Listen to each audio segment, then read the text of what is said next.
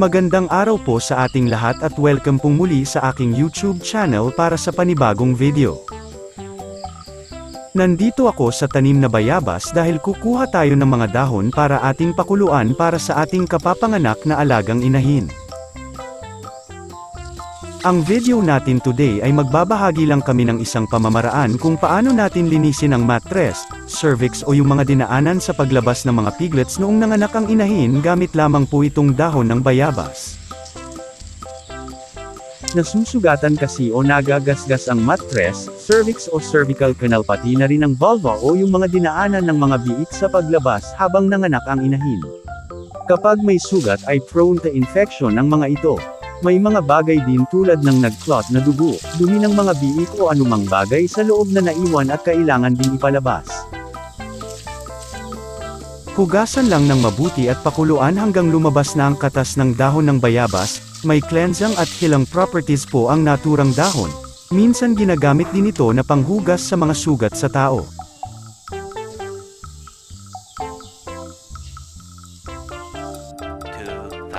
Years later. Panoorin lamang po ang video kung paano ang proseso. Makikita rin ang iba pang mga gagamitin sa paglilinis na tinatawag na flushing o labatiba. Nandito na po tayo sa inahin at hintayin munang matapos ang pagpapasuso. Bibigyan na rin maya-maya ng pagkain sa rasyon sa tanghali. Maganda kasi na nakatayo siya para may sagawa ang paglilinis. Napalamig na ang pinakuloang dahon, kumuha lang ako ng halos 1 litro, maaari ring mas marami pa depende na po sa gusto ninyo. Haluan ng betadine mga 1 kutsara at depende na rin kung gusto nyo pang dagdagan. Ang iodine ay may healing at antiseptic properties na nakakatulong sa paghilam ng mga sugat at maiiwasan ang impeksyon.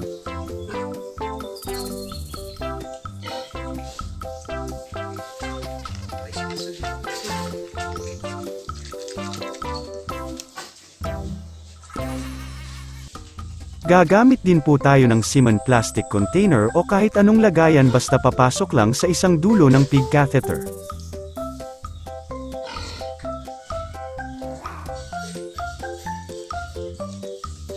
Mas gusto ko na dagdagan pa ang betadine kaya dito sa maliit na container ay lagyan ko pa, ang dami po ay depende na po sa gusto natin pero kahit yung naisalin sa malaking container kanina ay sapat na.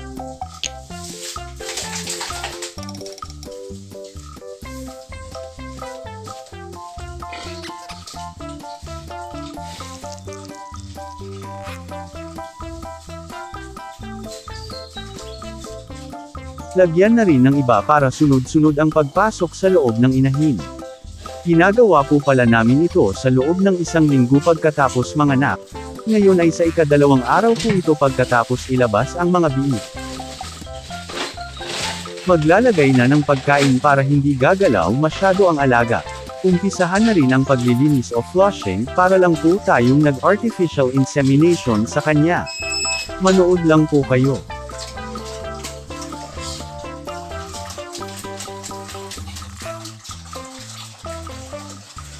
Kung paano ang ginagawa kung mag-AI tayo ay ganoon din ang magiging proseso.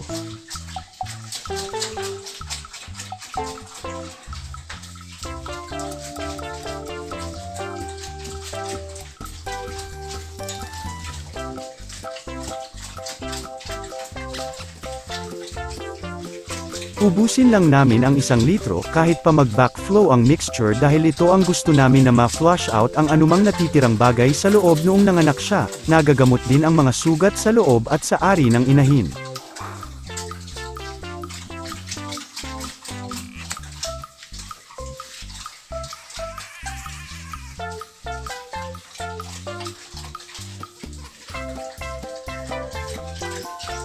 Ipagpatuloy lang muna namin ang pagsalin hanggang maubos lahat.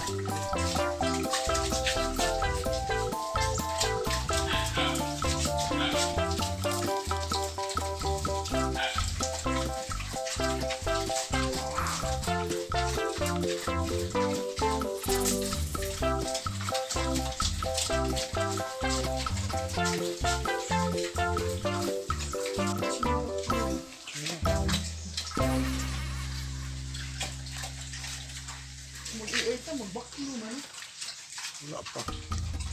Kaunya, mapuno ni siya na version.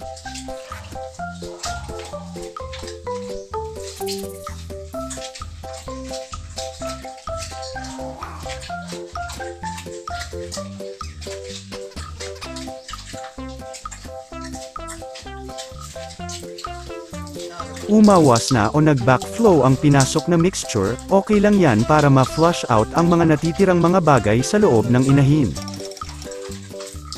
Purot na lang para malinisan.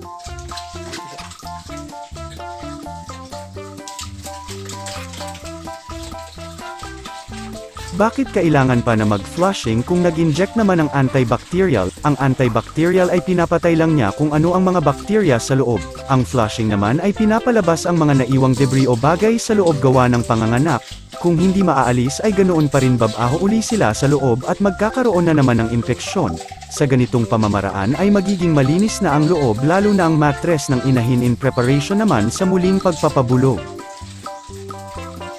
May nabibili rin kong gamot kung ayaw sa ganitong pamamaraan, Uterex tablets, hinahalo din sa tubig at same process din po.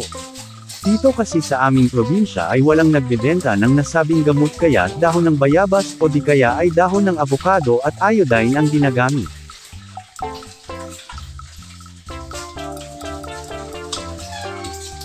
Natapos na nating linisin ang loob ng inahin at ilang sandali ay tatanggalin na rin ang catheter.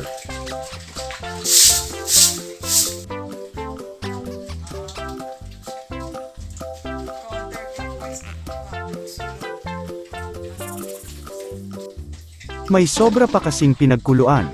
Hugasan na lang din namin ang ari ng inahin dahil may mga sugat din po ito.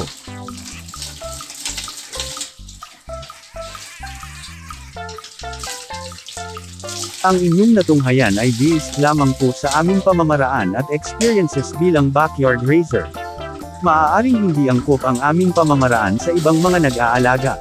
Sana ay may nakuhang mga simpleng kaalaman sa munti kong naibahagi ngayon. Maraming salamat sa inyong oras sa panunood at happy farming po sa ating lahat.